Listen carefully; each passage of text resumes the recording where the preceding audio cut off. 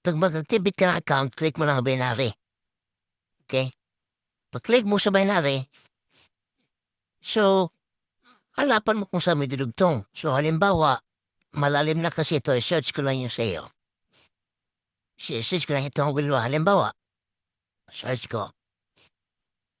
So, nandito na ako. So, kung ako pa si Wilma, halimbawa, ako yung mag-activate, dito ka mag-click. Kung halimbawa, left side dito ka. Kung right side, may lagay dito ka. Kung pag-click mo sa add, automatic na yan. Ilagay mo lang yung pangalan sa i-activate.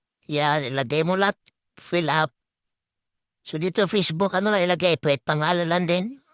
O, alam lang. Tapos, dito, confirm password. Dapat nakatype. Huwag, mas maganda nakaka-copy-paste, no? Tapos dito yung username sa sponsor. So, kung ang sponsor si Wilma, Wilma 324. Yan. Ganyan. Okay. Wilma 324. Yan. So, sigurado na yan, nasa kanya. Tapos, dito niyo makikita ang codes kung may codes pa ito. Kasi wala na kasi itong codes. Kung may codes, makikita niyo. So, ang codes, i-copy-paste ka lang. I-copy-paste tapos ilagay dito.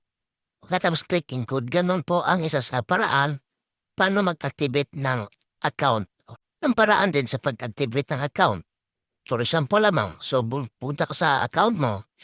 So sa pinakilali, mayroon tayong link dito. Ito yung link natin. Okay? So dito ka mag-click. Marlica.com register. Okay? Dito ka mag-click. Piling i-copy-paste mo ito. Ito yung ibibigay mo sa yung member. I-click mo lang siya. Bawat isa, mayroon tayong link. So, ito na siya nalabas. So, ito na nalabas. So, i-fill up na lang yung mga pangalan dyan. Pangalan, middle name. Dapat sure, tama ang spelling. Username, email, yung active email, mobile number, Facebook user. So, kahit pangalan lang ilagay dito. Tapos, sponsor, pag dito ka mag-click, hindi nang bubura. So, ang mag-appear dyan, yung username mo rin, no? So, left. So, ito, nagsuggest siya kung kanina dudugtong. Yan. Kung kanina dudugtong, so sa akin kasi marami na. So, kung sa'yo, kung wala ka pang ilalim, so malamang ang makikita mo dito, yung sa'yo pa rin na username.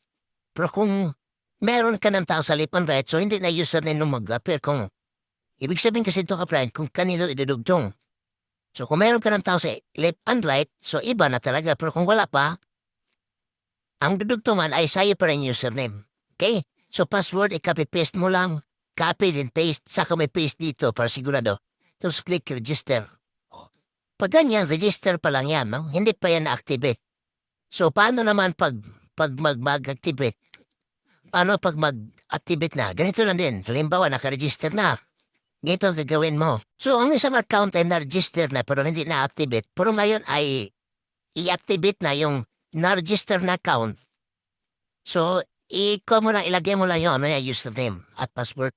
So, halimbawa, ikaw yung na-register at gusto mo nang i-activate yung na-register mo na account, buksan mo lang yung account, no? Pagkatapos login.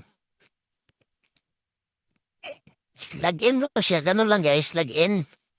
So, ito na yung kanyan, no? Sample lang to, guys, no? So, ang gagawin mo para mag-upgrade, i-click mo lang ito. Tapos, i-click mo lang itong upgrade. So, dito hindi pa siya na active, no? Hindi pa to siya active, pero na-register na. So, i-click mo lang itong card. Card. Pag-click mo sa card, lalabas yung ganito.